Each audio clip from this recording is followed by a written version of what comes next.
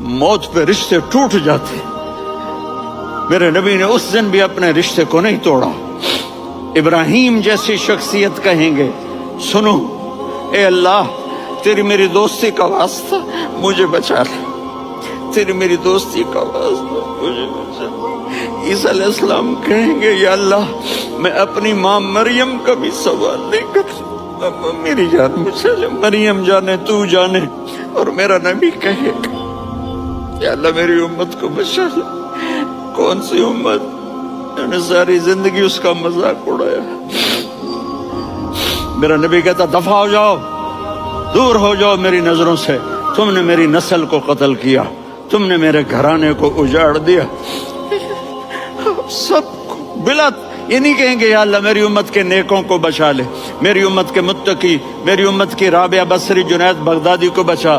نہیں یا اللہ ساری امت کو میری جھولی میں ڈال دے, ساری امت کو میری جھولی میں ڈال. یہاں اللہ کہے گا وَلَسَوْفَ يُعْطِيكَ رَبُّكَ.